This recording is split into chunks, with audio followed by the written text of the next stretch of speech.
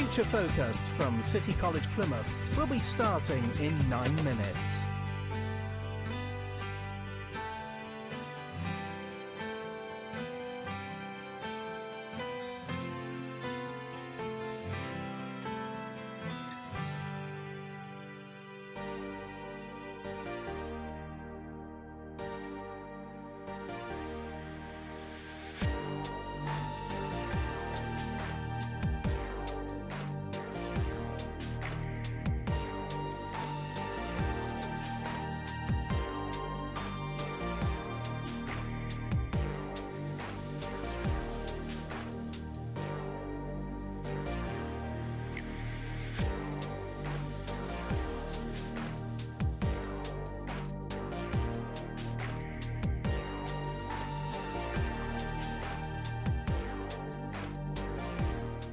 Future Focused from City College Plymouth will be starting in 8 minutes.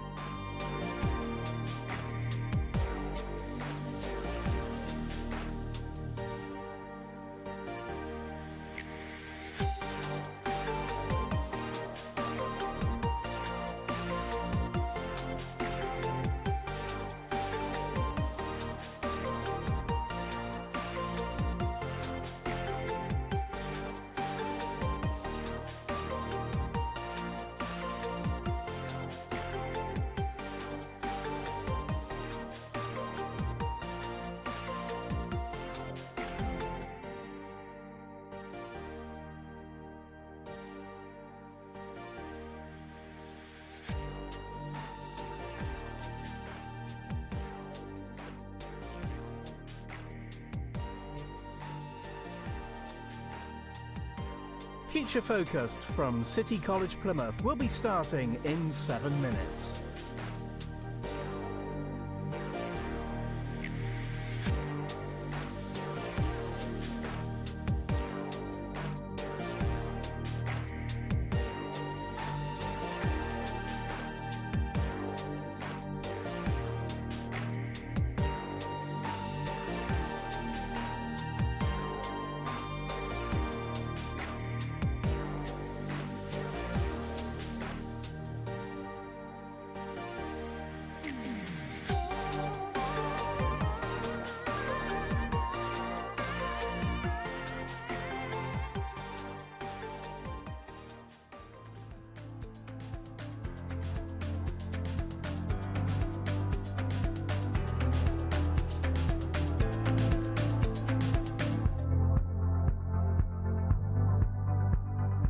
Future Focused from City College Plymouth will be starting in 6 minutes.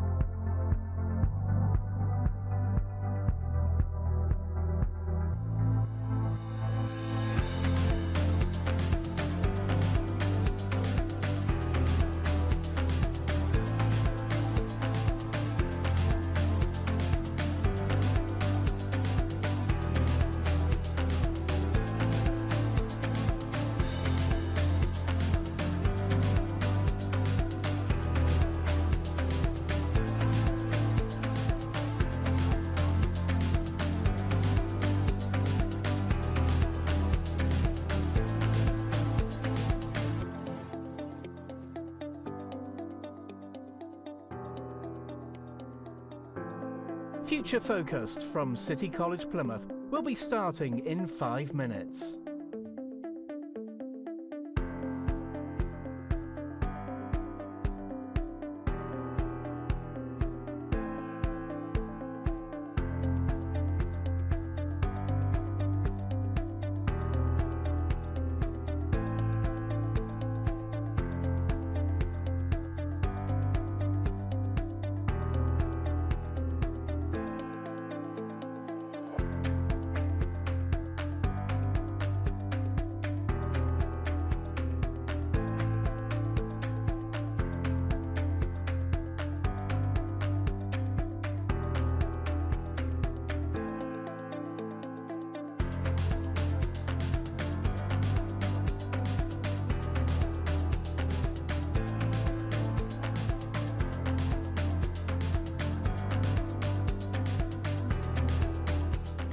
Future Focused from City College Plymouth will be starting in 4 minutes.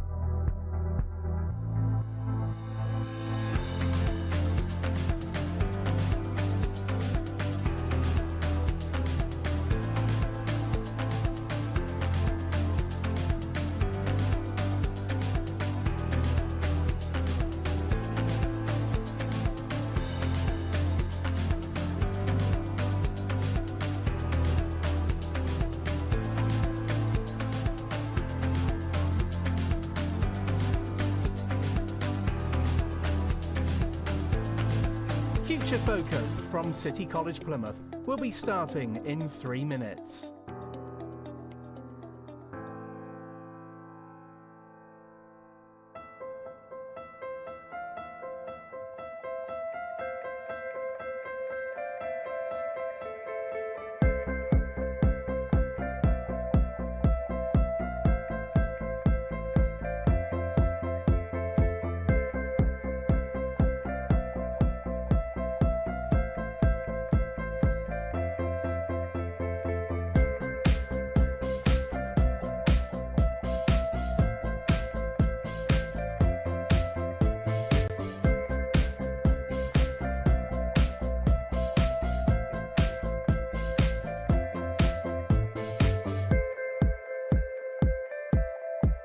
Future Focused from City College Plymouth will be starting in 2 minutes.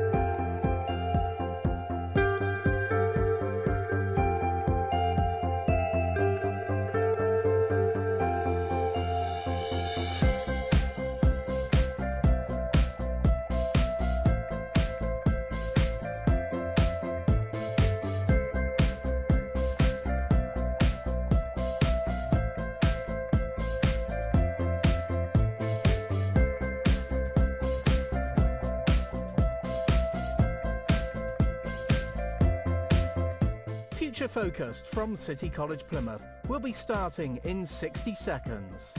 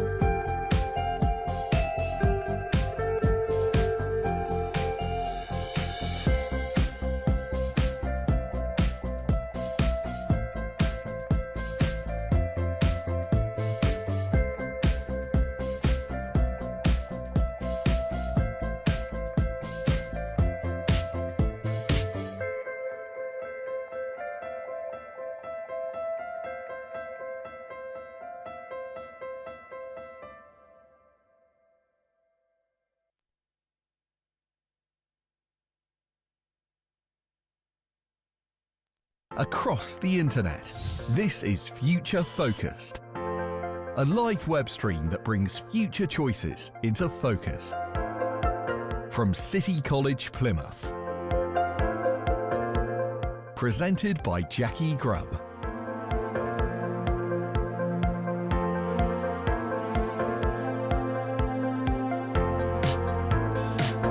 Join the conversation. Post your questions or comments in the live stream chat and be part of our discussion. Don't forget to connect with us. Search for City College Plymouth on Facebook, X, Instagram, LinkedIn, YouTube, TikTok and Threads.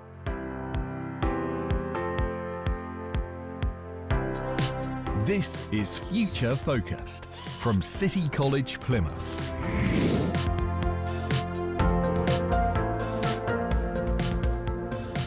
Good evening and welcome to Future Focused.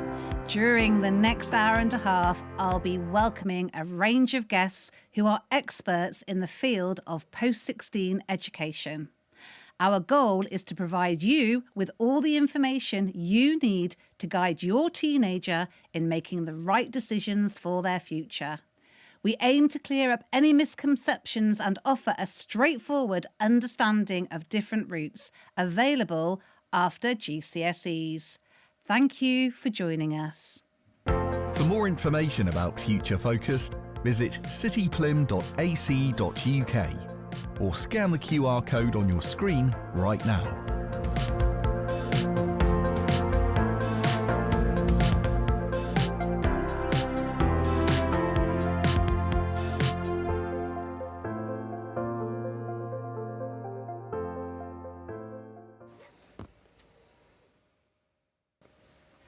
I'm delighted to have Emma Hewitt as our first guest. Welcome, Emma. Hi, Jackie. Thank you. Hi, how are you doing? Yeah, good, thanks. Good. Well, let's dive into the options for school leavers in the city. What's available?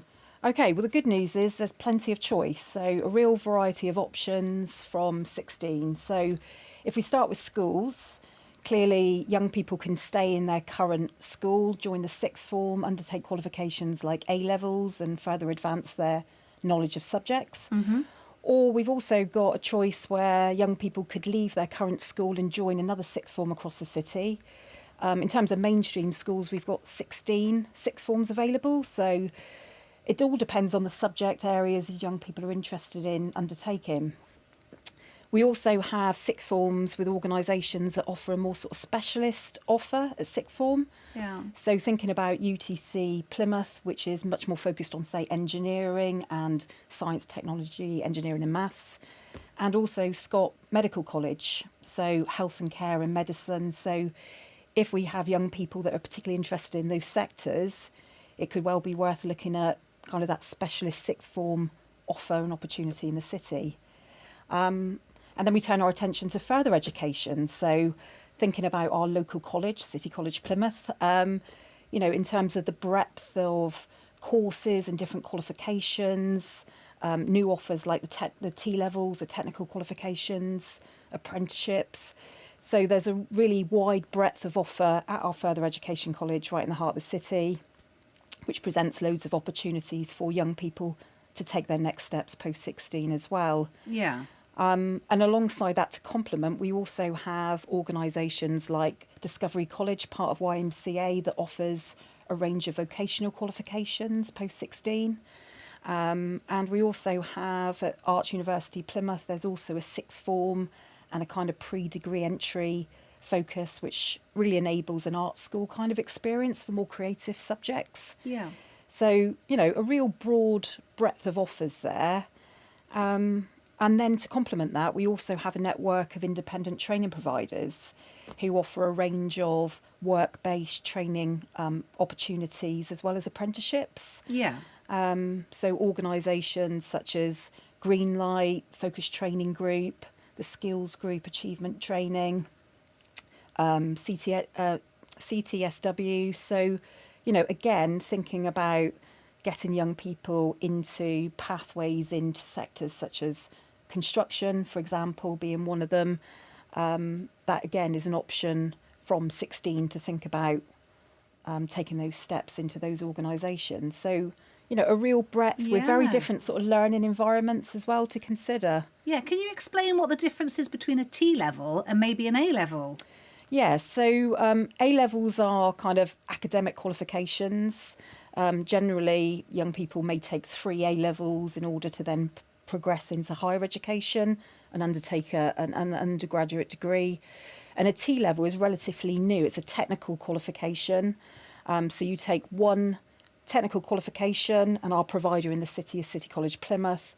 And that's really the equivalent of 3 A-levels. So it's looking at a particular sector. So it could be a kind of engineering subject area. It could be a construction area. It's a very defined sort of sector pathway. The joy of the T-level is a balance of work placement. So it's time in the classroom, but also time on a placement with an employer, actually getting hands-on and applying their learning. So I think there's a sort of full-time A-level distinction. It's very academic focused. Yeah. And then the technical pathways just enable a kind of really good balance between being hands-on in the real world of work while they're applying their learning. Okay, so you've listed so many options. Yes. So if you're one of our parents listening, Yes. and they need to support and direct their young teenager to one of those options, Yes. what do they do next?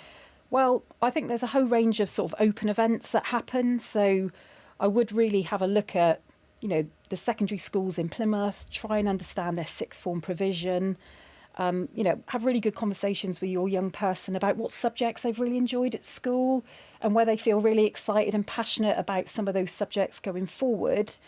And also think about whether they're kind of hands-on individuals, whether they're ready to go perhaps into the world of work. Is an apprenticeship appropriate for them at 16, or actually would a little bit more kind of learning environment space be good for them? And alongside this, we're really conscious we've got young people with SEND who, have additional support needs. And again, I know there's going to be a section on this a little bit later. And it's just really important that we think about that young person and their needs and where they're at, and also where they might want to go next. Some of those young people might have aspirations to go to university. We're really blessed in the city that we've got 3 universities with a real breadth of subject areas, undergraduate level. We've got a higher offer now with apprenticeships, so high level apprenticeships, degree apprenticeships. And again, if that's the intention, it's thinking back what subjects would be really good grounding for those young people to progress into those undergraduate opportunities is also really important to have a look at as well and get those lined up. Okay, so if they've got a job in mind, Yes. how do they choose them then? So if there's a job in mind at the end of that training, Yeah. what do they have to do in the first instance? Well, I think it's doing some research on those careers, thinking about employers, thinking about maybe gaining some work experience. It could be paid, unpaid, or doing some voluntary work just to gain a real insight, and that would give them a real edge if they were then going to apply for either an apprenticeship or a job when they finish their qualifications. So, this is about doing some research. It's about going to some career events and really gaining an insight. I always sort of think nobody's kind of knock on the door and land an offer on your lap. This is a case of, okay, what's available, what's happening in and around the city. We know we've got growth, we've got investment, we've got thousands of job opportunities, we've got lots of things coming through. So it's really, as a parent or carer, thinking about, your young people, them better than anyone else, and what's going to engage them, what's going to motivate them, what are they excited about in life, and how does that apply to the world of work? Okay, so are all 6 forms the same? No, they'll be quite different in their approaches. And one of the key functions is looking at subject areas, because, different sixth forms will have different subject areas for, say, A-levels. Some will have different qualification areas to have a look at. So it's definitely worth doing your research to understand what that offer is, whether that's at your existing school or what the other sixth form schools offer, and then kind of compare that then to the world of further education, what apprenticeships look like. And again, just try and find the right fit for your young person, because one size doesn't fit all. And we know some young people need more help transitioning from school into, the workplace. And we know the pandemic's compounded some of those sort of issues as well. So it needs to be looked at holistically and really putting that young person at the centre of it. But the best thing to do is get informed. And that's why I think things like this are great, because it does sort of open up more understanding and gives parents, carers a chance to have an informed choice about potential next steps. That's really informative, Emma. Can you explain to us what is the difference between a sixth form and a further education college? Well, that's a good question. Yeah.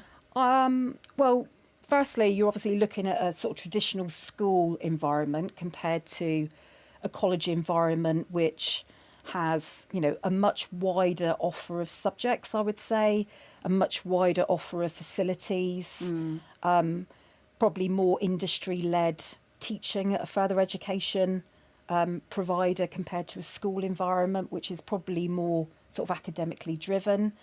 I think employer engagement can be quite different, and exposure to workplaces and the chance to gain some sort of hands-on experience is probably different.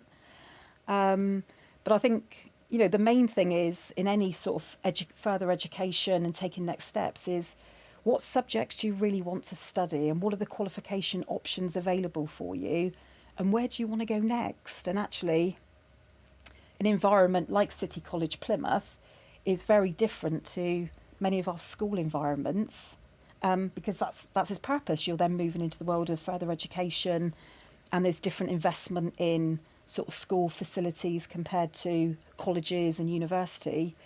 So I think there's different subjects, there's different qualifications, and there's different kind of learning environments around those two different settings. And that's why I think it's really valuable to take the opportunity of visiting different places. Yeah. Sixth forms offer open days. offer open days. Our independent training providers offer open days. Universities do. So, parents and carers, have a look at what's going on in and around the city and check things out. You don't know what you don't know. And I think just going and getting a feel for the place, meeting the teaching staff and understanding what their environment's going to look like is really helpful in terms of making next decisions. Brilliant. So Emma, just to clarify then to all of our parents listening or watching out there, so you are the parent of 18. What is the advice in terms of them experiencing the plethora of availability across the city? Yeah, I mean, at 18, obviously, young people can make the choice to go into employment, or they can set up their own businesses, or they could decide to go to university, or they could progress into an apprenticeship. So again, it goes back to that personal choice. And I think it's a sort of confidence, how that young person is feeling about taking next steps really confidently. But the choices are there. And in terms of the city and the opportunities we have lots of employers that are very excited about recruiting young people and investing in young people and creating apprenticeships and developing those young people to go forward. So it's all to play for, really. Okay. And then can you just wrap up in terms of how do they access and find the information about all those examples that you've given us tonight? Sure. Well, clearly, it's a broad landscape, and I would recommend, Googling our sixth form schools in the city, those 16, take a look at those, get online with City College Plymouth and those different independent training providers I've referenced, and do some research. There's prospectuses, there's events, there's careers events, make sure you know what's going on. And, really invite your young people to come along and get a feel for what's available. And that's a stepping stone to university and the further work? Yes, absolutely. Brilliant. Absolutely. Brilliant. Well, it's been great chatting to you tonight, Emma. Thank you very much. Thank you. Thank you. Good to see you. So coming up, I'll be welcoming Paul Fanshawe, who will enlighten us on the intricacies of educational jargon, focusing on levels and the various types of qualifications. So stay tuned for an insightful discussion. Future Focused continues after the break.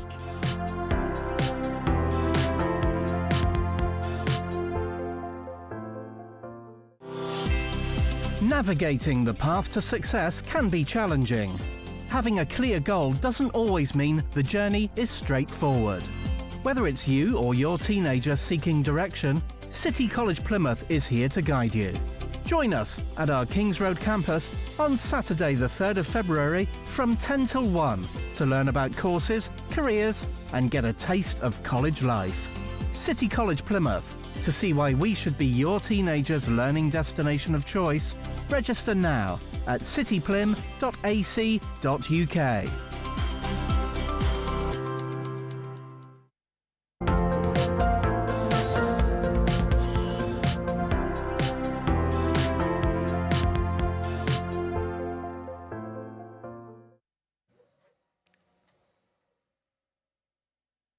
Welcome back to Future Focused. It's now time to greet our next guest, Paul Fanshawe. Hi, Paul. Hi, Jackie. How are you doing? Very well, thank you. Great.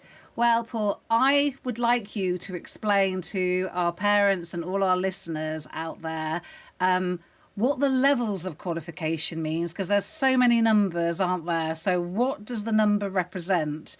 And what are the types of qualifications that there are for our young people in our city? Of course, Jackie, no problem at all. It can be quite tricky, kind of navigating some of the jargon that's out there in education. So I think the first thing, levels are just purely the difficulty of a qualification. Okay. So they kind of look at how difficult people think the qualification is. So, for example, if you're doing GCSEs, GCSEs are categorised as a level 2 qualification. So from level 2 qualifications, you can then progress to a level 3 qualification, which would be A levels or T levels, and I'll cover those a little bit more in a second. Okay. But the levels can go from entry level, which is where you learn the very, very fundamentals, through level 1, level 2, level 3, up to level 7 postgraduate qualifications after university. Okay, so some of the people that will be listening to us will remember O levels, won't Yep. they? O levels and then A levels. So I just want to unpick that a little bit more because, how do our parents know exactly what level that their children should be at, or how do they get to know what their children should be at, or teenagers? Well, the great thing about post-16 education is it very much works around the young person as an individual. So everybody has their own starting point. So yes, O levels were the equivalent of GCSE levels, which was level 2. So apologies, Jackie. So A levels were level 3, O levels were level 2. So, but it doesn't mean you have to start at that level. Many people can start at level 1, where they're getting the fundamentals, as I said, and that would be almost just getting the basics of a skill. So you might take a step to level 1 to give you the grounding, then to go on to level 2 and to level 3 and into higher education or work or academia, whatever you want to do. Okay, so I like to apply all of this to jobs. So when people talk about level 1 or level 2, what does that mean? And we're just trying to unpack that, aren't we, for parents and guardians tonight? But actually, we need to be talking about careers, not qualifications. Yep. So people are undertaking qualifications, which are really important, but it's about linking that qualification to jobs and careers. Yep. So can you unpack for us the jobs, the careers, and then how that relates to those levels and those qualification types? Of course. So many jobs will have different levels of skill or qualification they'd like you to have to enter into that particular vocation.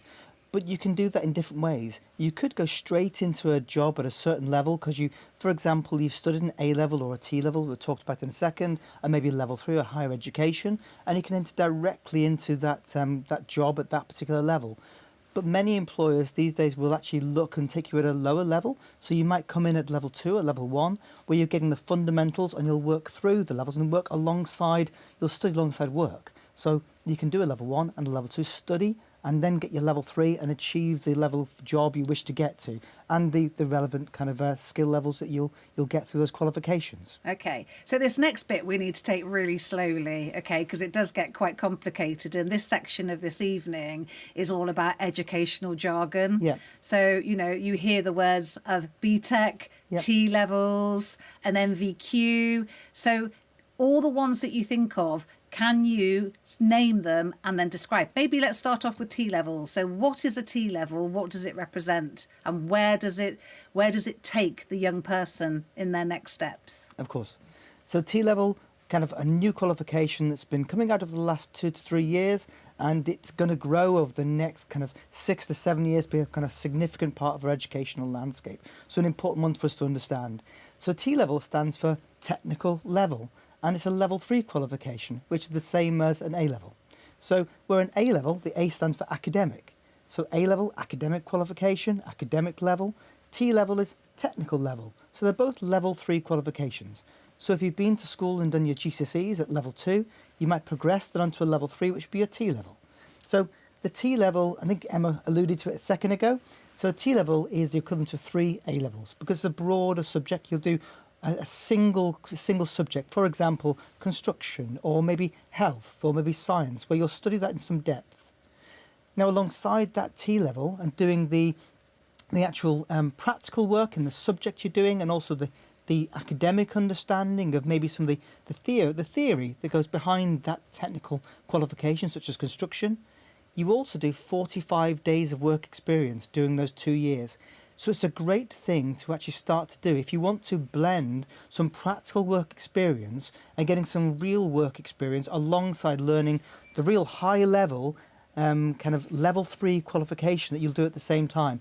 It's a fantastic way to progress onto higher education or into an excellent job because they give you the skills there where you're getting the real work experience alongside the theory and the practical skills. Okay, so let's just unpick that a bit further and clarify what we've just said. So most of our parents will know that, that their teenagers will have done GCSEs.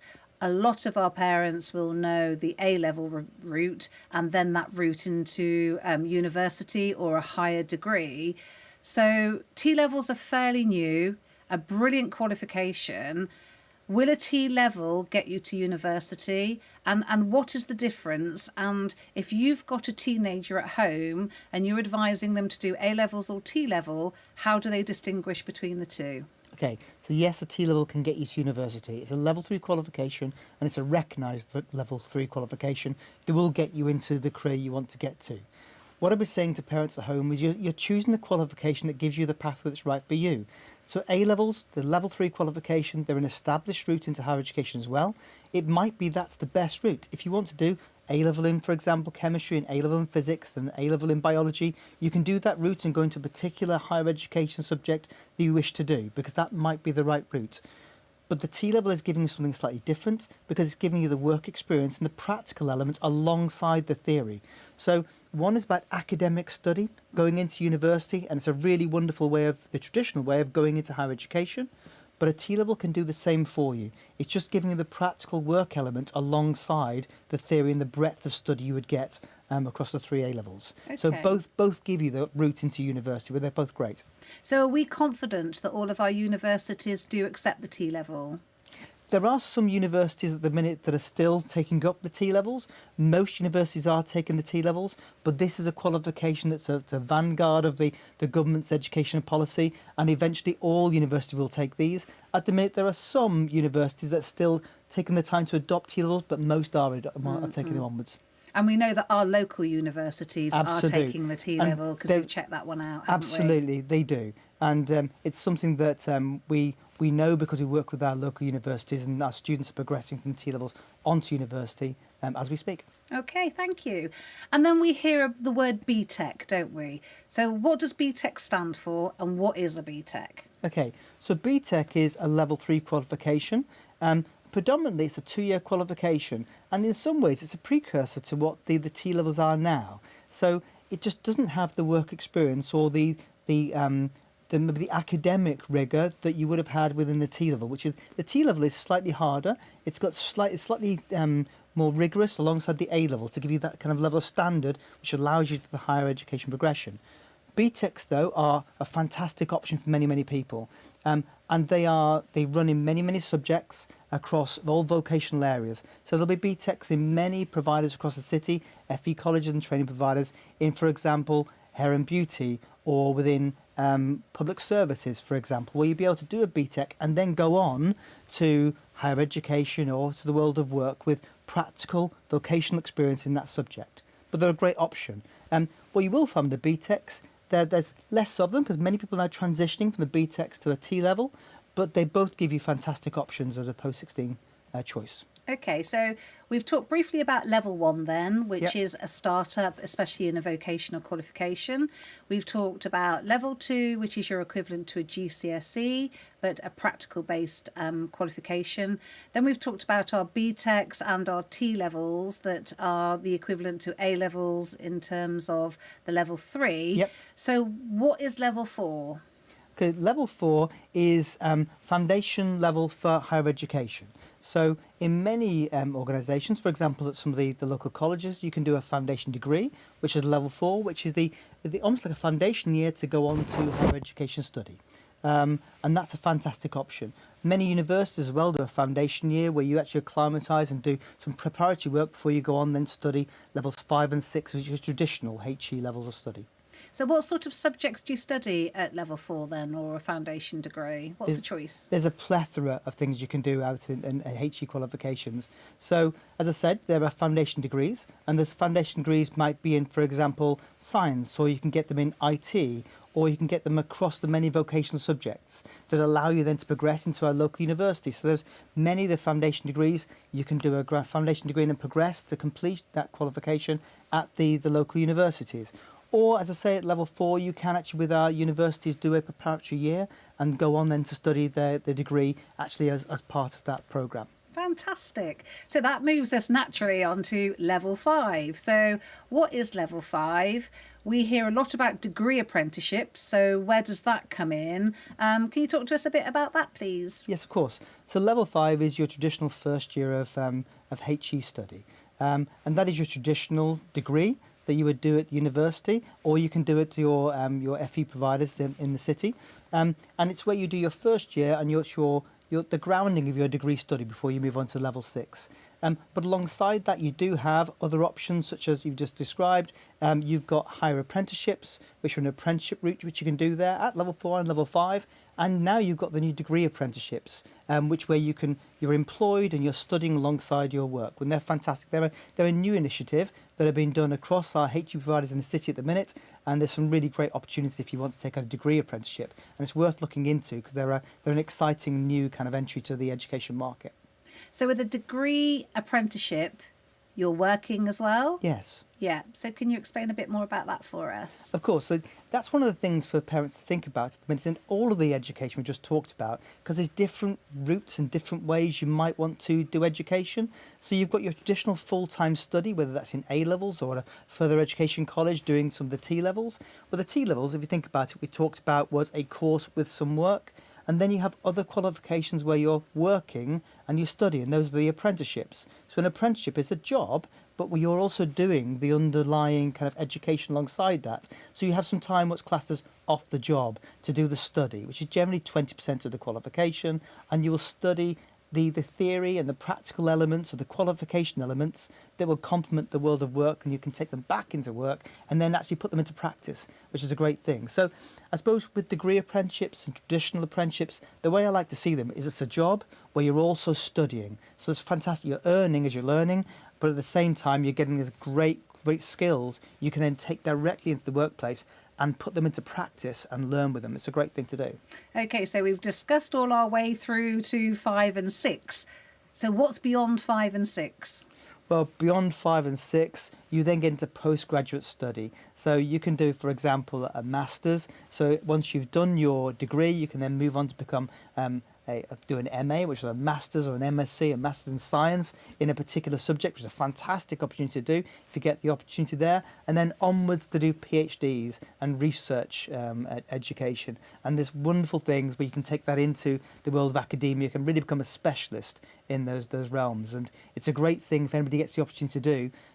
Because you really start to learn your subject in just an amazing level of detail that you start to add a great value to that particular subject and an area. So if you're one of our parents listening or watching this evening, Paul, where do they access all this information that we've been talking about tonight? Okay, so there's lots of places. I mean, Emma talked about it a little while ago, so there's fantastic opportunities in terms of looking at our education providers. They've all got wonderful websites with lots of access to information on there. You can see the various courses they're offering and the levels we've talked about. So generally when you're looking at those providers, I'll say this is at level 1 or level 2. Don't worry about it. The providers will help you find the right level for you. And you don't have to worry about, I'm not sure. If you're not sure, talk to somebody. They can talk about where you started and make sure you enter at the right qualification, the right level. Huge amounts of opportunities out there, Jackie. So I just encourage people to take it up. That's absolutely brilliant. Thank you, Paul Fanshawe, for all that really rich information to share and disseminate to all our parents listening. Thank you. Please join us after the break, where we discuss the essential topic of careers advice and guidance. Future Focused continues after the break.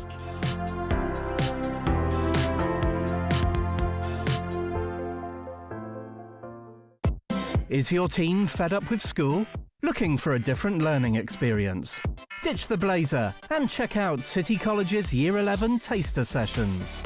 Running between the 13th and 15th of February, our subject taster sessions are the perfect opportunity for Year 11 students to get hands-on experience in a range of subjects, from bricklaying to hairdressing. To see why we should be your teenager's learning destination of choice, register now at cityplym.ac.uk. Join in with Future Focused. Post your questions or comments in the live stream chat and be part of our discussion.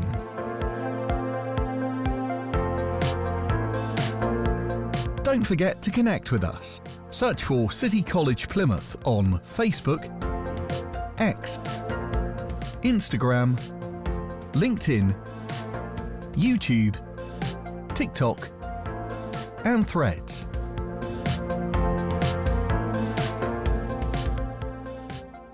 For more information about Future Focused, visit cityplym.ac.uk or scan the QR code on your screen right now.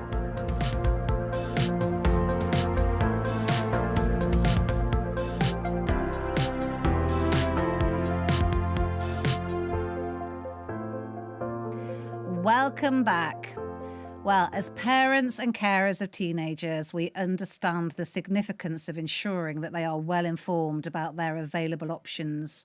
Not every young person is certain about their career path at the age of 16. So impartial careers advice and guidance plays a crucial role in supporting their decision-making process. Our next guest is an expert in advice and guidance, so please welcome Tiff Lindsell. Hi, Tiff. Hi, Jackie. Good evening. Good It's lovely evening. to be here. Yeah, how are you? I'm really good, thank you. Talking Good. about my favourite subject. Yeah, absolutely. So we're delighted that you can join us with your Thank you, Jackie. plethora of wisdom and experience. So, Tiff, please talk to us about where young people can access careers advice and guidance, please. So where it kind of really starts from is within where they are, which is their school setting, but it goes far wider than that, Jackie, and that's really important to get across because we've all got something to offer when it comes to careers advice and guidance. But what I think is important to understand is what actually it is. So careers advice and guidance itself can come in so many different formats. The guidance part is really the exploration of what's available. And I sometimes like to break that down to the logistical part. So what is out there? How can I get to it? Who do I need to speak to? All those elements. The other side of it is more I like to call it the holistical approach. So it's who we are. And that part really sits in the guidance part. So that is the exploration of who we are individually. And that is the core of good careers advice and guidance, is that it is all about the individual and it is about their best interests. And I know sometimes that's hard to get to. But that's how I'd break it down fundamentally, is it's the exploration of what's available and it's the who we are as individuals. And where can that be found? In schools, but far wider than that, actually. So if we could go a little bit more detail. So within the school, every secondary school and college has a careers leader. Okay. And what they actually do is they run a careers educational programme. Now, as parents, and I can speak from personal experience, sometimes we don't know everything that happens within schools. But actually what's happening within schools is these set of fantastic careers educational programmes that cover so many different areas and tangents of the careers world and how to navigate through that. Okay. So that could come in forms of a careers advisor. Now, sometimes they can be in school and sometimes there'll be an external advisor come in. There's careers affairs, events, you could have employers come in and talk, and all of these different things together are what congregate towards great careers advice and guidance, because it's not that one individual influence that helps when we're making our careers choices. It's such a mirage of lots of different things that help us make our decisions and influence us to make those decisions, which is so, and actually some things, I know we've both sat here, we've probably had some influences in our lives that have changed us, and they could have been really small. And that for young people can be life-changing. If we just think about work experience, for example, that can change young people's lives. You could have met an employer at a careers fair. Again, that conversation could have changed the direction that they were going in. A good careers advisor in a school plays a really crucial role. Okay. Because you're getting that one-to-one careers advice and guidance. But as parents as well, as we're sat here watching, actually, we can offer to be part of that story too and part of that journey. So schools and colleges, though, are quite big places. And, you know, we live and breathe this every single day. But if I put myself in the position of a parent or a carer or even a teenager, where do they know to access all of this? And actually, it's a pretty scary thing, isn't it, approaching somebody, asking questions when you might not actually be sure. That's a really valid point, actually. That first step can be really, really daunting, but it's that first step that's going to take you to the next stepping stones of where you want to go to.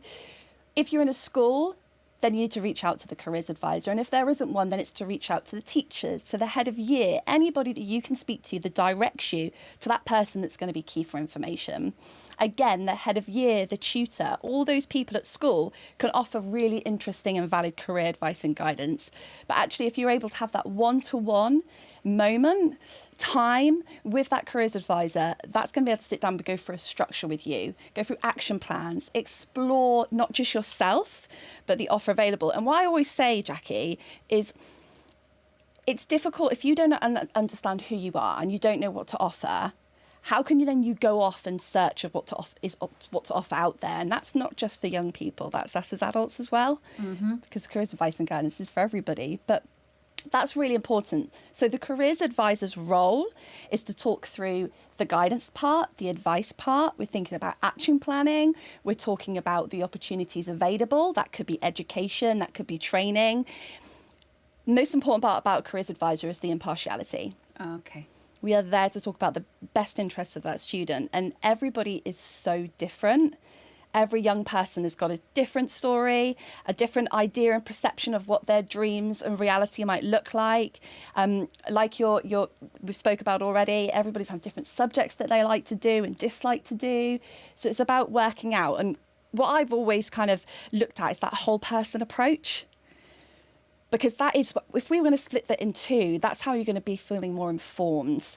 Because if you don't know who you are, then how do you know what's next, what's out there, what matches to my skill set, what environment do I like? All those tiny parts of the puzzle go together. Isn't that a really good point? Because if you sort of know what you want to do, that's going to be easier, isn't it? That you've got some idea when you're having those conversations. But if you have no idea what you want to do, and obviously we all want to support in realising aspirations of young people, any tips or help on that question? I think sometimes it's stripping it back and keeping it simple. Okay. We live in such a society today, and I know even myself, we're bombarded with so much information. And especially with regards to opportunities, that can sometimes, particularly for our young people and those that I've worked throughout my career and ongoing each day, that can feel overwhelming. And when that happens, sometimes we just want to bury our hands in the sand and we go, actually, I'm just not going to look at anything, because sometimes that's easier. So stripping it back to things like, well, who am I? Who am I now? Because the who am I now is going to be very, very different to the who am I of year 10, of year 9. I've seen drastic career decision changes in the space of a few weeks, a few days, let alone a few years. So it's thinking things like, well, which subject do I like doing and which do I not? Because actually the not is just as important as the ones you like, because that can help rule things out. It's things like, well, in what environment can I see myself in? Is it that I like being more indoors or more outdoors? Big things as well that we forget about, particularly young people, we don't know what we've really got that makes us shout. So when we go to write applications and things like that, we can't put it on paper. Even the littlest of things can be huge things to the future. So helping out with siblings, that shows amazing skills. Are you empathetic? You're caring, all these different qualities. I think that's one thing we all need to work together to do more, actually, Jackie, is making young people realise you have so much to offer. You just don't see it yet, but you will. Is it okay to change your mind? Absolutely. I think of the career journey itself and future planning as almost like a roundabout. Yeah. And what's nice about a roundabout, even though we can make mistakes and go the wrong direction, you can come back off and you can go a different way. And I think that's what's really, really important is with regards to the future in your career journey, it's not, and I heard this once, Jack, and I just thought it was brilliant. Career journeys aren't necessarily straight lines. They could be squiggly lines. They could be all over the place. And that's still okay, because every day, particularly as our society changes and we move and there's new jobs available that come up every day, sometimes we don't know what that looks like. But that's not saying that those who do know what they want to do, that's not right either. Both are in a great position. And it's okay to go all around that roundabout. It's okay to be on that squiggly line, because there is something available for you, but it's having that mindset to be able to go out and find it. Okay, so what happens then if you haven't been in school for a while? What happens then? What are your choices and your career choices? Is it the same? So I think that completely depends on that individual. what's so important is people reach out and get that support. There are so many fantastic organisations that I know we spoke about today, that will be able to offer that support within the city, because like I said earlier, everybody's story is different and everyone's going to need different support. But what's really, really important is, even if you go off or you haven't been part of that kind of mainstream approach, you can come back on and there is always something there for you to do. It's not the end of the line. And I think that really needs to be really put out there to all our young people that feel that, well, that's it now. I wasn't part of that, or maybe I've made an incorrect decision there, or something went wrong, or life changed, circumstances changed. Whatever those things are, there is something still for you too. And I think as parents as well, sometimes we feel, is there? But there is. Okay. So, Tiff, we've introduced something called Carus, which is an educational route map from primary school right through to higher education, not in a straight linear line that could take you into jobs or into further training or development. So can you explain what Carus is and the impact of that? So Carus is really exciting. It's something that hasn't been done before. If you could imagine that the world of careers is literally before your eyes, that's what Carus does. We are living in a world of digital change all the time. So our young people are used to having everything within their grasp, within their eyes. So when you're sat down having these one-to-one conversations sometimes having it visually and being able to see it for yourself in that movement can change the perspective. So what Carus is, it goes into an interactive journey, going through all the different opportunities that you're able to find. And for parents and for anybody thinking, I do not know how to navigate this, I don't know what that level 1 is, that level 2, like we've just gone over, you're able to access this as a tool that breaks that down. But most importantly, at the core of Carus is the whole person approach. And what we need to do more is we need to reflect, because if we reflect on all the things we're good at and not so good at, and those things, we're going to know ourselves more. What Carus is amazing for parents is it's a conversation starter. And sometimes it's hard to start the conversation when you don't maybe know if you're saying the right thing. I think as parents as well, we've got a vested interest in our own children. And actually, we do know them the best. And you've got to feel empowered to go and believe in yourself as parents to be able to be part of that support and that journey. But Carus is your companion in that. So Carus will help you along the way. So if you feel like, well, I don't have a clue what's going on, or where I should start with this conversation, even down to year 6, when we talk about dreams and goals, that real core, that bottom line of where it really starts to flourish, you can have these conversations at the dinner table, in the car, the walk to the shop, these little things that will build and help to nurture that career journey. What's also exciting with regards to Carus is a plethora of maps, of interactive maps. Now, as parents, we sometimes feel like it's a bit of a crystal ball, Jackie, sometimes knowing what employers want and saying, well, what are they looking for? What skills do they want, and the habits and the attitudes and the qualities? So what these maps do is we work directly with employers across the city and wider than that to establish, well, what actually do you need? How do we access Carus then? If you're a parent, carer, or even teenager, how do they have that access to Carus, Tiff? So what's really exciting about Carus, and I'm just going to show you a little snippet, Jackie, just to get a feeling for what this could feel like, just to the screen here. There we go.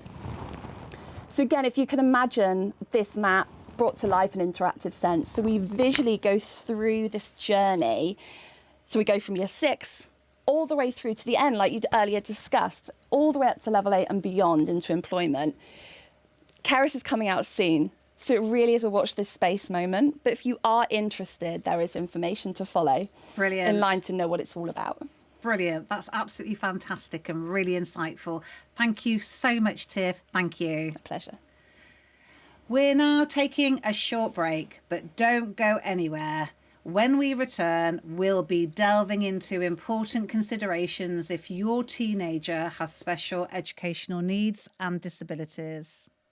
Future Focused continues after the break.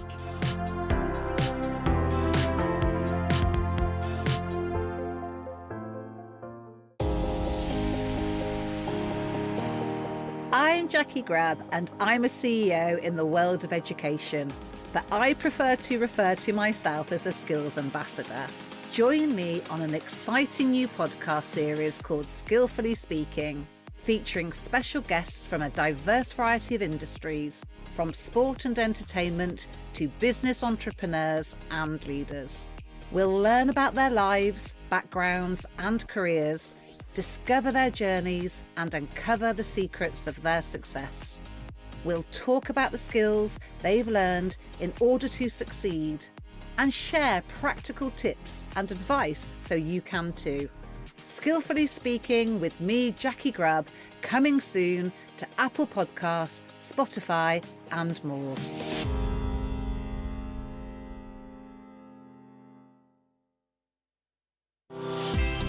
Navigating the path to success can be challenging.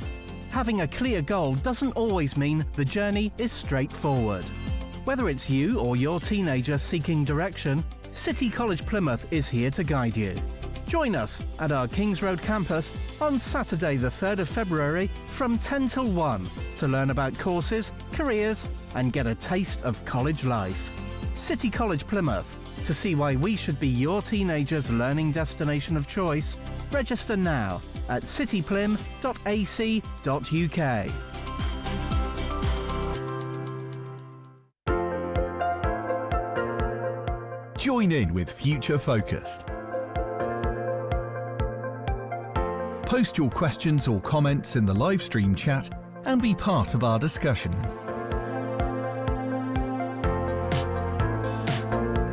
Don't forget to connect with us.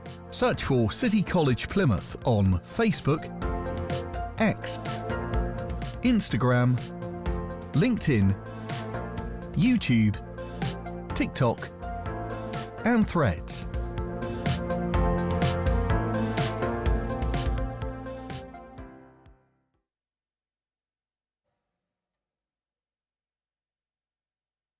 Welcome back. Now, let's shift our focus to special educational needs and disabilities, commonly known as SEND. I'm absolutely delighted to introduce our SEND expert, Natalie Falaise. Hi, Natalie. Hi. Hi, how are you? Yeah, I'm good, thank you. Good. It's absolutely great to see you. Well, Natalie, could you please guide us through the considerations that parents and families of teenagers with SEND need to bear in mind when they're exploring post-16 options? Yeah, post-16 is a really tricky one in terms of your child might have been at a setting for quite a long time. They might have got really settled there, built those really positive relationships. And post-16 can be really daunting, both for the young person and the family. So the best advice that I could give would be to explore different options. So to do research really early. So for some settings, they will start to make these decisions early into year 11. So it's really important that before then you start looking around, actually, what is the provision that's available? So different young people will have different needs and there are different provisions available based on different needs. So it's about thinking about your child. It's about thinking what is it that they need? What provision would they need? And make sure that you look at more than one. You'll get a really good feel when you get in there. So when walking around these different settings, you'll be able to think, actually, yes, I can really see my child here. Or actually, no, I'm not sure this is the right place for them. So make sure that you start looking early. So start exploring what there is. If your child is currently in a setting, then actually they're the right people to be asking what provisions are available and what do you think would be the right setting for my child. So go and visit them. If possible, take your child with you. Yeah. You'll notice really, really quickly when they're walking around the environment, actually, how are they reacting to the different settings? So explore what's out there and just make sure you go and visit more than one, and then you can start to see what the provision can offer. So what do you mean by early then? So we're talking about post-16 today. So let's just think of the it's not the beginning of the journey, but it's part of the journey, isn't it? Yeah. So when have parents or guardians got to start looking? So what does early mean? So if your child has an EHCP, then the process will start from year 9. And actually in schools in general, they'll start to get careers guidance from then as well, which we've just heard about. So, EHCP? yes, so it's the Education Health Care Plan. And actually some children with SEN have EHCP, some don't. But they will start to discuss from year 9 onwards some of those career plans, some of those preparation for adulthood. So it's really important then that you start to discuss it, start to think, but also your child can change a lot in a couple of years. And the families that I've spoke to in the past, actually, their child is very different from year 9 to year 11. So actually, that's the time to start thinking about, okay, what do we need to do to prepare them for adulthood? And actually start looking around. But I would say year 10 is when really you want to start looking in a lot more detail. So year 10, you really want to start looking at the different provisions that are available. Because like I said, in some settings, that decision's made really early into year 11. So, Okay. yeah. So, Natalie, you've worked in a school and you've also worked in post-16. Yeah. So what is the difference? What would be the difference in terms of experience, and what is the transition like?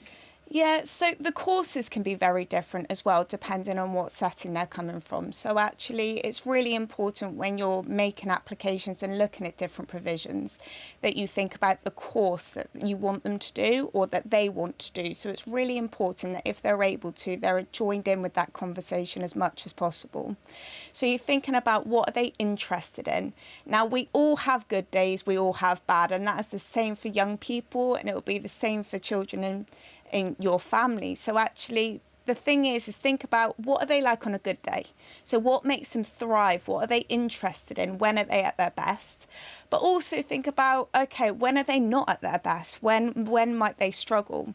So you need to start thinking about what courses are available and actually what are the expectations. So one thing that I've really noticed in terms of a difference at post-16 is that even though they might be full-time courses, they might not be expected to be in 5 days a week in a classroom environment. And actually that can look really different. So there can be a mix of online learning, there can be a mix of like independent study as well as classroom-based study as well. So that can be really, really different. And actually you need to ask those questions when you're going around the different settings and making applications. You need to think about, okay, what is their timetable going to look like? And actually, are they going to be able to cope with that on a good day and on a not so good day? So one of the main differences is in terms of how they're actually studying and what that looks like. There is also a difference in terms of if your child has an EHCP or if they don't have an EHCP. So funding can change in post-16. So actually the support that they get can look quite different. So it's really important that families ask the right questions. They're saying, okay, so my child is coming to this setting with an EHCP. What will support look like? So one-to-one support in an alternative setting, so where they've come from, might look different to post-16. So it's just really important that actually you're asking the right questions. So it's a real balancing act. So it's, I'm going to give you lots of information about my child, and actually I'm going to let you know what helps them, how they work well, what might make them struggle, and give as much information as possible. But it's also important to get that information back. Okay, what support will my child get or young person get? What will their timetable look like? What will their studying look like? Because that can change in post-16. Okay, so can you define what you mean by support and what are the different levels of support? Yeah, definitely. So most people would expect support to mean adult support. So they might get support from a TA or a LSA. LSA, TA? Yeah, so learning support worker or teaching assistant. So the support from an adult is one, but actually there's loads of forms of support, and actually that can include teacher or tutor support. It can include technology, so assisted technology, support them if they need to use a laptop, or if they have any physical disabilities, visual impairments, there will be technology that they can also use. So there's those levels of support, but there's also general support. So support for their mental health and well-being, for example, or support from a team of people that might just do check-ins. Some students need meet and greets, or they might need a quiet place to go to at lunchtime, for example. So there's a range of support that can be provided. Now, for some young people, they will need very, very specific support. So, for example, they might need note taking. They might need exam concessions, for example. They might need support with any physical disabilities. So it's actually really important that when you're in those EHCP annual reviews, that actually you're making it really known and really, really specific what their needs are, because actually that's what's going to follow them to post-16. But the transition is also crucial. So a really enhanced transition is what's going to make the difference to young people. So the transition between their current setting and the post-16. Now this can look different. So actually for some settings they might come on a weekly basis, or for example they might do a week or some time over the summer, for example. Whereas others it might be done through visuals, it might be meeting key staff. Now hopefully the young people have built up really positive relationships with people in their current setting. And actually what we know is that relationship is everything. So that's what's going to help them to feel regulated, feel settled. So actually you want to build that with the post-16 providers. So it's about making sure that you understand and you ask the questions, what will transition look like for my child? And actually how can we make a better transition to give them the best start possible? Now, most families will agree transitions can be difficult. So lots of us don't like change. It's difficult, it's uncomfortable. And actually for young people, it's exactly the same. They find it quite uncomfortable some of the time. So it's about bearing that in mind and knowing that it might be a bit rocky at first, and actually that's okay. Just like it might have been when they started their previous setting, it might take a bit of time to adjust, but the more that families can support, the better, because actually that will help the young person in their new setting. Oh, that's really fantastic. Thank you, Natalie. So in terms of different options, so can you explain the difference between cross-fertilising in a general vocational programme and something that's more skills development based? Yeah, so for example, there's lots of different options. But there might be a skills development programme base might be that they are working on their maths and English, for example. So what some families might not know is that actually if they haven't received a certain pass grade before coming to post-60, they will need to carry on their maths and English. And for someone with an EHCP, that can be up until the age of 25. Okay. So it's important to know firstly that the EHCP will cover them from up until 25. But then they might do a lot of vocational learning. So their timetables might look slightly similar to, for example, what they might have had in their previous setting. It might be that they're doing maths and English, but then they might be focusing on life skills. They might be focusing on preparation for adulthood, those sorts of things. Whereas you might have a different course, for example, where they've decided to study science or media. And actually, if they go on that course, they might do maths and English lessons, but then they might also focus on their main subject, which could be media, science, any of the above. Now, the important thing to notice is that there are certain entry requirements, and actually families need to be really confident with what these are, because we want to give young people the best chance of succeeding. So actually do your research, ask the questions, what are the entry requirements, and actually what will my child be expected to do?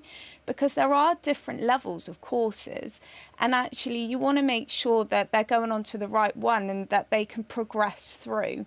So courses can look very different, and that's one of the questions I'd really advise families to be asking. What will their course look like? So what will their day-to-day timetables look like? And what are the different routes to that? Would they be on this course for 2-3 years, for example, maybe more? Is there progression onto a different type of course, a different level of course? So just about making sure that we ask all the questions we can. Will there always be a qualification at the end of that student journey? Generally, with lots of courses, there will be different levels of qualifications. So you can get diplomas, you can get awards, those sorts of things. And some students will progress on to higher education. So they will also work towards functional skills, for example. So there are different levels within maths and English. They can work on functional skills where they can carry on entry levels. They can move on to levels 1 and 2, for example, or they can do GCSE. So yeah, there are qualification options, definitely. Okay. And is independence important? Definitely. And that's not just for young people with SEN. Like, actually, young people with special educational needs, then yes, of course, we want to build independence. And part of these programs will be building on that. So for some courses, they will be having tutorials where they're able to talk through how they're building independence. And it'll be a massive part of their EHCP annual reviews for those of them that do have EHCPs. That actually, we're always thinking, how are we promoting independence?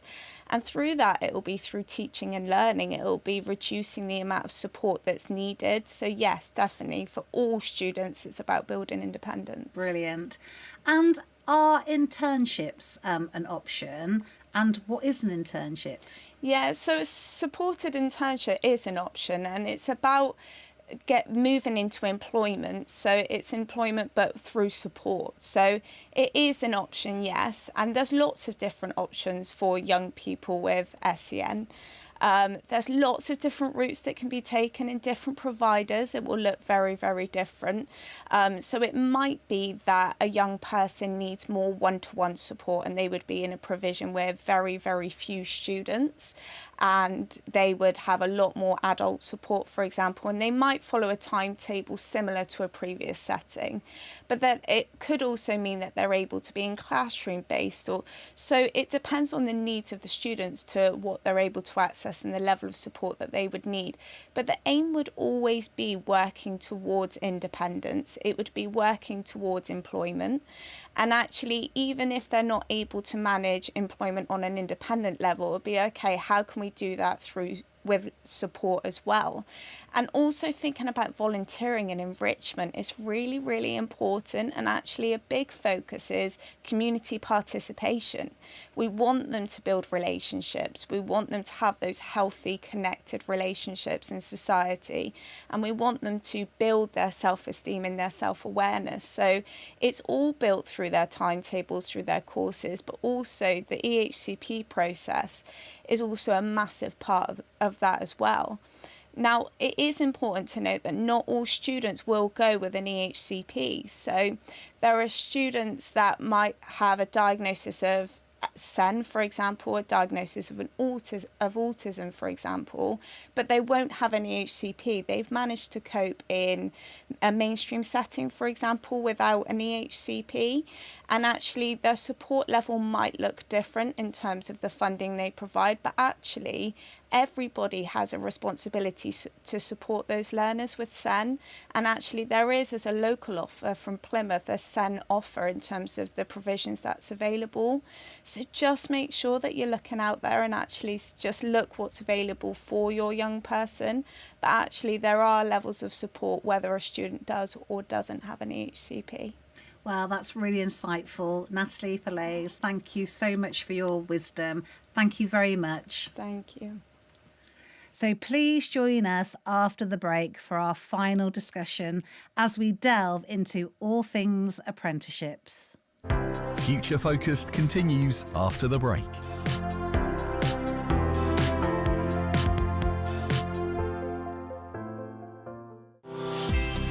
Navigating the path to success can be challenging. Having a clear goal doesn't always mean the journey is straightforward. Whether it's you or your teenager seeking direction, City College Plymouth is here to guide you. Join us at our Kings Road campus on Saturday the 3rd of February from 10 till 1 to learn about courses, careers and get a taste of college life. City College Plymouth. To see why we should be your teenager's learning destination of choice, register now at cityplym.ac.uk.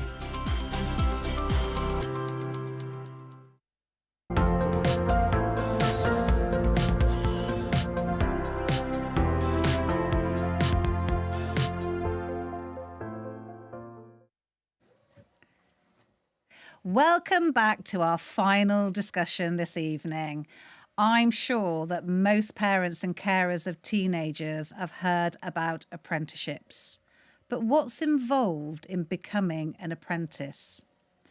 Our next guest is truly an expert on this.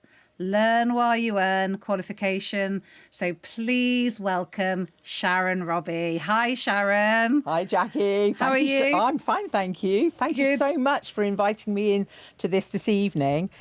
Gosh, what is an apprenticeship? Massive subject, quite complex, but I hopefully will chunk it down so that people will gain an understanding of what it is. Sharon, fire away. Okay, fantastic. So the first thing to say about apprenticeships are they've changed dramatically over the last 10 to 15 years. Absolutely fantastic way to go into an industry, to start out in a job, earning and learning, and with some fantastic employers. And there's such a huge breadth of apprenticeships on offer. So what is an apprenticeship? Well, it is a job. It's not work experience. It's not a work placement. It's not an internship. You have a contract of employment. They expect you to turn up every day. Sometimes young people, when I go into schools, will say, do I have to go every day? Or do I finish at 3? No. So you'll work full time. And what you'll do is you will work towards gaining an industry recognised qualification. So there are more than 700 different routes or job roles that have apprenticeships attached to them. So you have that contract of employment with an employer. Now, some of our fantastic employers here in the city offer the most amazing apprenticeship programmes. And lots of those employers work with you at City College Plymouth. People like Babcock and Princess Yachts, Rittle, Kawasaki, Mars Wrigley, Plymouth University, the NHS Trust, Plymouth City Council. They all offer fantastic opportunities for young people. So that apprenticeship is all about learning and earning, working and gaining those real life work experience skills. You are actually learning to be a plasterer, a bricklayer, a hairdresser, a beautician. Those are the trades. But now we're seeing more and more professional qualifications, more and more professional opportunities coming through. Things like accountancy, digital marketing, influencer, podiatry, physiotherapy, pilot, and they're just about to bring in medicine. Why would you perhaps do an apprenticeship rather than something else? Well, for lots of people, it's they learn at different speeds. They learn in a different way. So they actually learn by doing. So rather than sitting in a lecture theatre or in a classroom or in a workshop, hearing from somebody about how to be a plumber or how to be a podiatrist or a physiotherapist, they actually can learn whilst on the job. For many young people, not going to university is an alternative now, believe it or not. So for many families, going to university is absolutely expensively prohibitive. You cannot afford to send young people to university. They rack up between £50,000 and £60,000 worth of debt, whereas when you're doing your apprenticeship, there is no debt. But the perfect thing about an apprenticeship, you could enter at level 2, which is equivalent to a GCSE level. And I know that one of your guests earlier on this evening talked about the different levels. So apprenticeships, everything from level 2 all the way through now to level 7. So you can gain a university level qualification through an apprenticeship. That means you have no debt because the employer or the government will pay for your university level fees. So just going back, though, to an apprenticeship, what an apprentice does. So they work in the workplace, so they'll be working with the employer, but they'll go to college, somewhere like City College Plymouth, or to an independent provider, perhaps one day a week, where they'll do off-the-job training, where they'll do some classroom learning. That gives them a real breadth of learning. They're earning a really good salary as well. Now, the national minimum wage for an apprenticeship is £5.28 an hour. That sounds quite low. But when you go and have a look at all those fantastic apprenticeship vacancies that are available through the Find an Apprenticeship site, which is a government-run website, you will note that most employers pay far more. And I was in a school this morning talking to year 11s about apprenticeship opportunities, and I was sharing with them jobs across this city that with a starting salary at level 2 of £16,000. So the salaries of an apprenticeship are really, really not insignificant. You're earning, you're learning, but you're building up a fantastic network of industry contacts, and you're gaining those real life work experience skills. One of the things to say about apprenticeships, though, is not the easy option. So lots of people think, oh, I'm going to do an apprenticeship. I don't need to do my English and maths while I'm at school. Yes, you do. Yeah. Because part of your apprenticeship, you have to have those English and maths qualifications, level 5. If you don't have them, you can still apply for an apprenticeship, but you're going to have to do your English and maths alongside the rest of your study. So you're going to put extra pressure on yourself. So it's not the easy option, and it's not for everybody. Just like going to university isn't for everybody, but an apprenticeship is an alternative. And it's becoming more and more acceptable, and it has greater parity and the same parity as going perhaps onto sixth form or going onto university or onto further education via a study programme. It's just a different route. And it's a different option. The thing I love about apprenticeships is the fact that you're out there in the world of work and you're doing. There are so many career options available. We have more than 500 apprenticeship vacancies available in the Plymouth Travel to Work area at this moment in time. Some fantastic opportunities, and more will appear as we head towards school leaving in summer. Can you give us some examples of those jobs attached to those apprentices? Absolutely. Well, Babcock at the moment are recruiting. There's a whole raft of recruiting going on by the RAF, but some of the ones that I picked out today that I was really interested in, there's a bicycle repair shop here in the city, and they've got a level 2 apprenticeship with a starting salary of £16,500. So you could do your GCSEs this year. You could apply for that if you were interested in the mechanical, the engineering type thing, but this is all around bicycles, which was I thought was quite interesting. Plymouth also has a strong tradition of print, and we've got a fantastic print opportunity that's just arisen as well, which is in a different way. It's more technology. Obviously, we've got new emerging technologies, so it's not the old-fashioned print presses, but it's actually using new technologies, and that's got a starting salary of £18,000 at level 2. When you consider that the average wage of an adult in this area is around £25,000 to £30,000, and you're seeing these starting salaries at between £16,000 and £20,000, it sort of makes you think, makes you think a bit. The opportunity for our young people in the city to gain a career where there is progression through an apprenticeship is immense. Yeah. Our local employers are absolutely desperate to hear from young people. They want to hear from young people because they want to attract committed, passionate, enthusiastic, creative individuals into their businesses, and they see the apprenticeship programme as being the best way forward for doing that. And that's why we get fantastic results here. You know yourself as the principal of the college, fantastic achievement, fantastic success rates in terms of apprenticeships. And one of the things I do want to say is, because lots of people have a misconception that when they start their apprenticeship, when they finish that apprenticeship, that the employer lets them go. No. 97% of employers retain that apprentice. And that's in Plymouth. Correct. 97% of employers retain that apprentice in their workplace. And in fact, they progress them on. Why would they invest in that young person to see them walk out the door to go to their competitors? They don't. So that's a huge stat that you are actually set up for life. I was an apprentice. It was a long time ago, but it served me really, really well.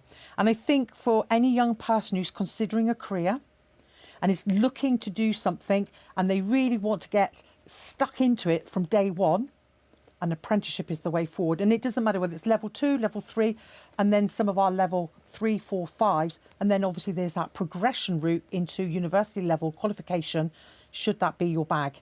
But Sharon, can you explain to us the jobs and the careers around those different levels? Oh, wow, yes. OK, right. So level 2, level 3s, we're going to be seeing things like mechanic, early stages, hair, beauty. We're going to be looking at plastering, brick, carpentry. When we're looking at some of those professional services, and we've seen a huge influx, we've seen growth, and the government have been very, very keen to put funding towards those higher level skills. And it's really important as a city that we attract and we retain talent here.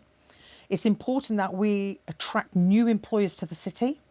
And it's important that those employers have access to a pool of labour who have those high level skills. So things like, you could start off at business admin, level 3, but actually you could end up doing a level 6 business admin, which is what I did.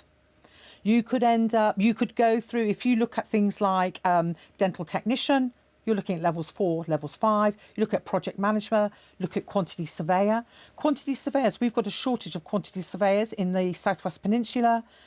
Again, those are higher level skills. Starting salaries between £50,000 and £60,000 on qualification, and probably nearer £80,000. You're not going to be out of work. However, there's a place for learners of all levels, of all ages. And remember, an apprenticeship starts at 16. Yeah. But there's no upper age limit. You and I could become apprentices, Jackie. Well, now that's an idea, isn't it? So can you describe, and we briefly talked about it before, what is the difference between a degree apprenticeship and a degree? Oh, gosh, now, there's something. Right. So a degree, you're going to be going to university however many days. No, it's obviously not the same as if you go to college or if you go to school. So when I did mine, I used to go in 3 days a week. With a degree level apprenticeship, this is one of the things that young people say, oh, I want to go to university because I want that university level experience. I want my NUS card. I want to go to the student union. I want to go and, If you do a degree level apprenticeship, and Plymouth University, Exeter University, UE, they all offer fantastic programmes. What happens there is that you are brought together as a cohort. So different employers will actually send their staff, their apprentices, to do that university level. So program management, or again at Plymouth, we've got a lot with the digital skills, town planning. They will come from a range of employers and go to the university. So they do work as a cohort. They get their NUS card, but they're earning. And every year, in October and in February, the Department for Education released something called the Degree and Higher Level Listing. That listing shows all the level 4, 5, 6 and 7 opportunities across the country. So you could have a young person here in the city who says, actually, I don't want to stay in Plymouth. I want to go away and have that experience. And actually people like the Royal Mail, people like Jaguar Land Rover, they actually offer opportunities for young people to go, move away, to do their study at degree level. They're put up in accommodation and they're getting paid. Fantastic opportunity. Brilliant. Thank you, Sharon. So for our parents, carers and our teenagers that are listening, what advice do you give to them in how they can access that information? Okay. The first thing I say is keep your options open and apply for everything. Brilliant. Don't just put yourself down one pathway. Apply for everything. If you go onto the Find an Apprenticeship site, so all you need to do in your search engine is put in Find an Apprenticeship. It's a gov.uk website. Put in your postcode and do a search. And you can search on a sector, on job role, on level. I keep it fairly open and generic. Yeah. I don't search on 5 miles because most people aren't going to find a job within 5 miles of where they live. Put in 15 miles. And you can actually see all the vacancies that exist. However, not all employers use that site. And so it's really important that you go and look at a company website. Go and have a look at what Princess Yachts are offering. Go and have a look at what Plessy are offering. Go and have a look and see who their supply chain, what is it that they're doing, and make contact with them. But the Find an Apprenticeship site is absolutely your first point of call for finding apprenticeship vacancies, and it changes daily. And as we move into March, they will go up. You can apply through that site, and you can also set alerts. So if you were interested in a particular job role or a particular company, you can actually set that. Brilliant. And I heard your previous speaker who was talking about SEND. On that site, you can tick a box and you can find out and you can filter on which companies and which employers are disability confident. Oh, fantastic. And that's really important for young people to know that they can go to an employer. And we've got lots in this city. We're very lucky. We've got lots of employers in this city who absolutely would welcome those who are SEND, neurodiverse, those who need perhaps a little bit more support. And that is very, very genuine that is actually happening in this city. In fact, we're a bit of a trailblazer for supported internships at the moment. So I'm really proud of. Sharon Robbie, thank you so much for your wisdom. That was amazing, insightful discussion. Thank you very much. Thank you for inviting me. So, well, that brings us to the end of Future Focused, and a huge thank you to all our insightful guests this evening, and also thank you to all those who have tuned in. I really do hope you have found this evening's discussion helpful, and for additional resources and useful links, please take a moment to scan the QR code on your screen. And thanks for watching. Goodbye.